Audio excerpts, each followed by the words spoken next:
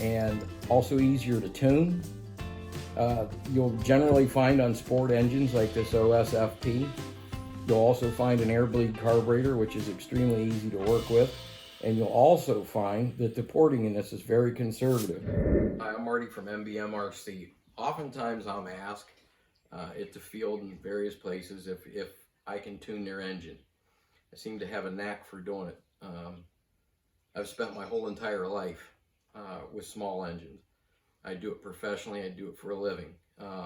And today I wanted to talk a little bit about glow engines, and you know, some people shy away from them today because electrics are so much simpler, but there are pros and cons to both of them. And I'm not bashing electric, and that's not what this is about. It's about tuning the engine, using the proper equipment, and having a reliable way of doing it.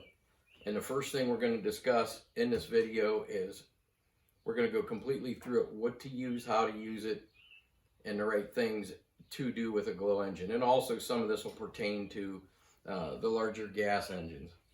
First off, we're going to discuss fuel and what you should use, what I highly recommend you use, and what manufacturers recommend you use. The first thing we need to discuss is the lubricant that's in the fuel, because the lubricant is what makes the engine last a long time.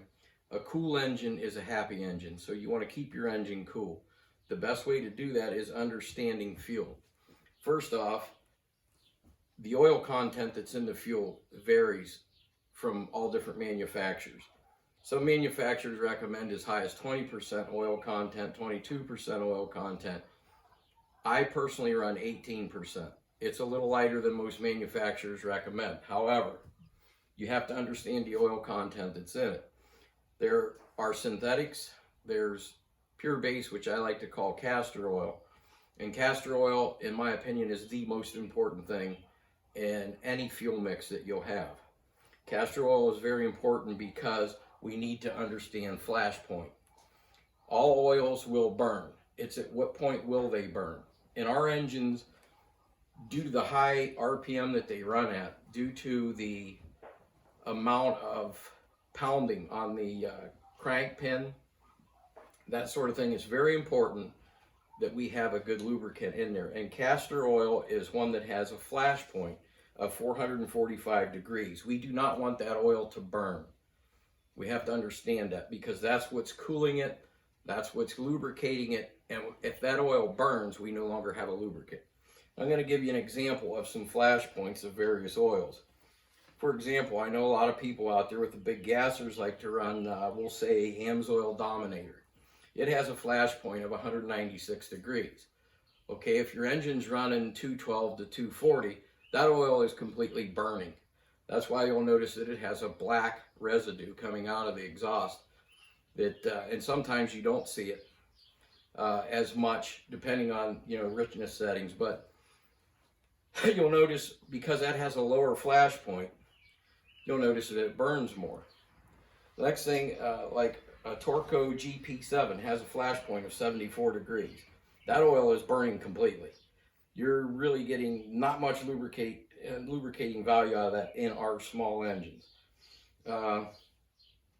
There are some out there, if you're running a gas engine, I would recommend either two products, Klotz R50 or Super Technoplate. And the reason I say R50s, it has a flash point of 550 degrees. That oil is not burning, it's lubricating. That's what we're after. Super Technoplate is a flash point of 445 degrees.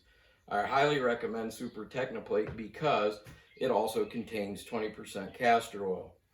So you get the synthetic values of great lubricity, we'll call it, and you also get the cushioning effect that castor offers. I have a crank out, and I like to show, when that crank is moving and it's coming on its downward stroke, there's a lot of pounding going on the back side of that. And there's also a little bit of play in there. There has to be. If you're running a pure synthetic, it'll squeeze out of that crank pin and also around the rod area. If you're using a castor base, it cushions that rod. It's like almost like a pillow for the rod, because it's thicker and it doesn't burn. And there's various different types of caster.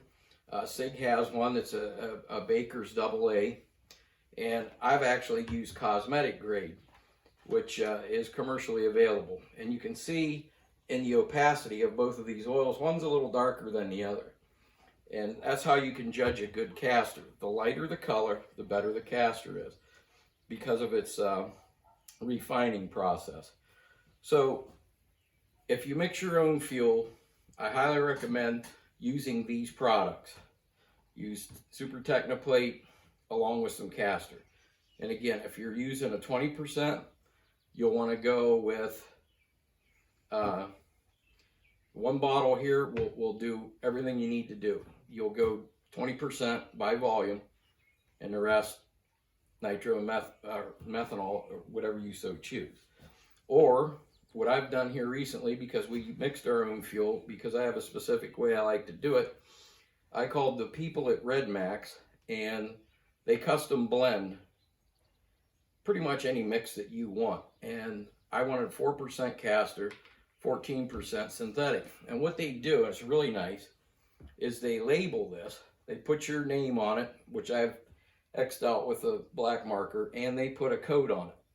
So when next time I reorder fuel, I give them that number that they printed on the label of the bottle, and they make it exactly the same. What I have found with this fuel, I don't know whose synthetic they use. They say it's their own, and so far I am highly impressed with it. It seems to run really, really good in the OS engines and also the Super Tiger engines.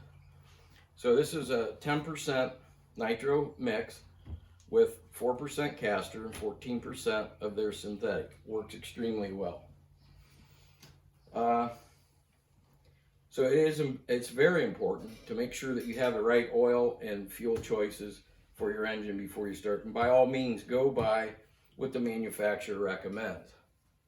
But just bear in mind that I by no means would endorse using a full synthetic product.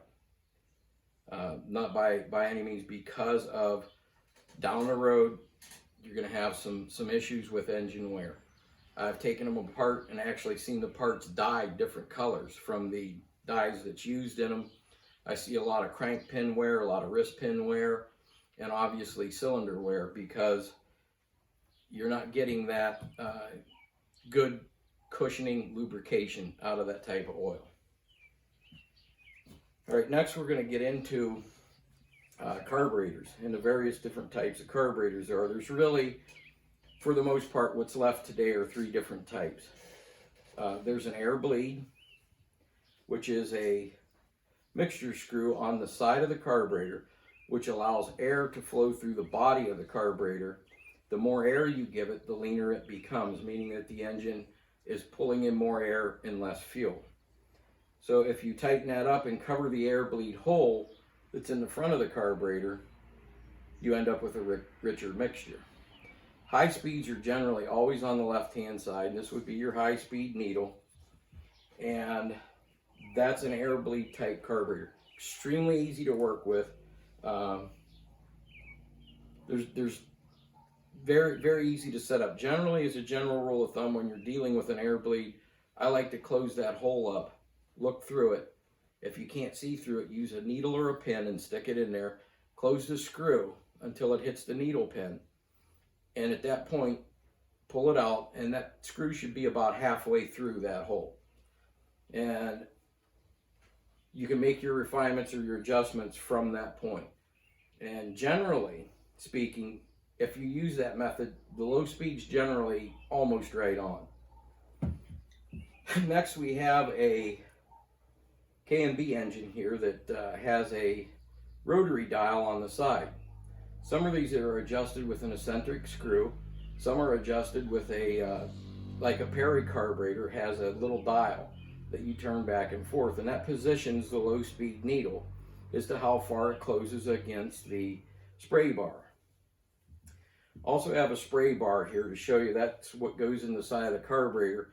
There's a little tiny opening in it, which allows the fuel to go through the venturi of the carburetor, and it atomizes it with the air, and that's the air to fuel mixture. but the low speed on this would actually rotate and close that off partially when the throttle barrel of the carburetor is closed. So that type of carburetor requires very little adjustment. I mean, you can play with it as it's running if you have a long screwdriver. If you don't, shut the engine off, make a little movement with it, either positive or negative, depending on whether you need to be lean or rich. And if you don't know if you need to be lean or rich, you can make that movement, and if it's worse, you went the wrong way. Simple. The other type of carburetor is what they call a twin needle, where you have a low-speed needle on the right side and a high-speed needle on the left side. And basically, again, what I like to do with these is I run them out a little bit, start it up. I listen to the idle. If it's a pingy idle, as I call it, where it wants to idle high, I know that the engine's lean. So I know that I need to richen it up. And richening up is like a garden faucet. Turn it out, gives you more fuel. Turning it in gives you less fuel. So in a lean situation, we want to be richer, and we turn it out. And we're going to adjust. I'm going to break in an OS AX55 here in a bit. Also, some of these, as you notice on the Super Tiger, it's actually a knob type adjuster. Where on some of the other engines, here's a GMS that has an actual screw in the side. And you would turn the screw in or out. And again, it's the garden faucet philosophy. Turning it in, less fuel. Turning it out, more fuel. Same thing with your high-speed needle. Turn it out, it's more fuel. Turning it in is less fuel.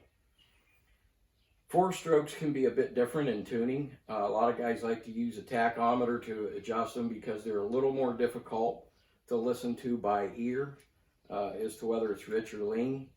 I still, even on 4-strokes, use my ears. Their low-speed needle is also a little different. It's inside and it's a screw. Same principle, turn it in, leans it out, turn it out, richens it up. Not going to get too much into the principles of 2-stroke operation. However, I will explain. You have 2 strokes. You have an intake stroke and you have a compression stroke. And it's that simple.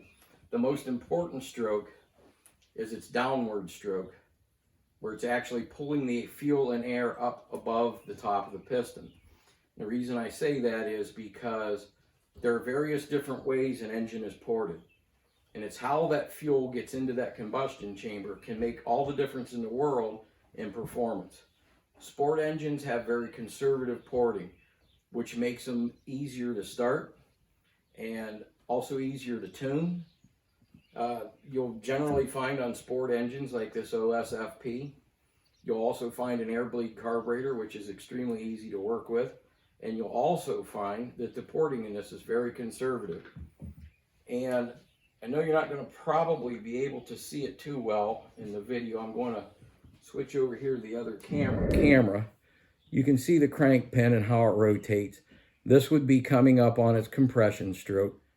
And there it is at the very top, and it comes down. Now we're going to look inside of here at the actual valving. And on the actual valving of the engine, you'll see that as the crank rotates up, you'll see the crankshaft actually opening. That is allowing the fuel and air to enter into the center of the crankshaft.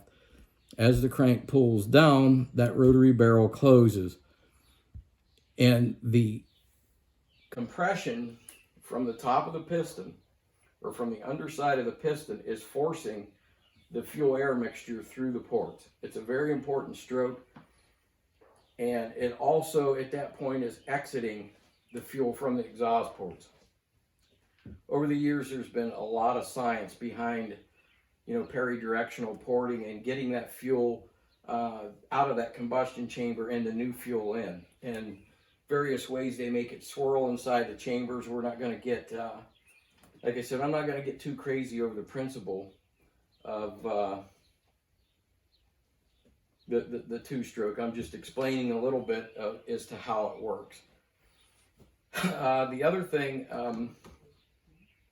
a little aftercare is very important with these engines as well. I just want to touch on that for just a second.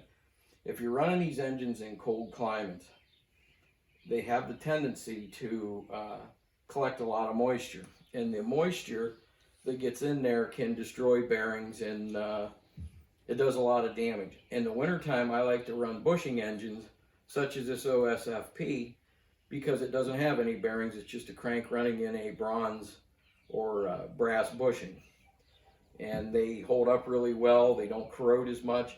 However, if you do run in the wintertime, I recommend highly after every run to put after run oil in the engine.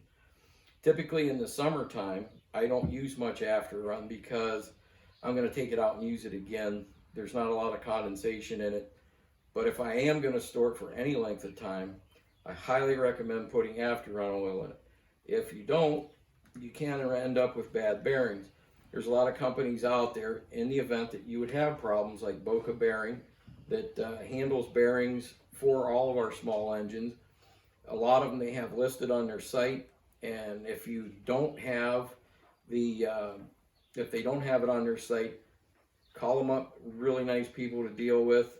Give them the dimensions of the bearing, and they will fix you up. They're good people. I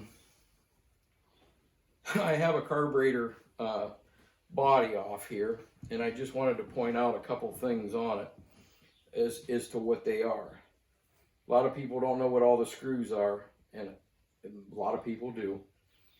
But there's a screw in the back, like on this one. You'll see it on all carburetors. This little screw holds the throttle barrel inside of the body. There's a little groove inside the barrel itself, and that screw rides in there. And that's what keeps the barrel from coming out. This top screw up here on the top, and you'll notice it on all of them, even this one, that sets how far the throttle barrel will idle back. Some guys like to set that so that they idle against that screw. Generally speaking, on all my planes, I make them so that that throttle will go all the way closed. So in the event that I want to kill the engine or shut it off for some reason, I have it set up on the radio to pull that completely closed and the engine shuts off. So those are, they're very basic, very simple little engines.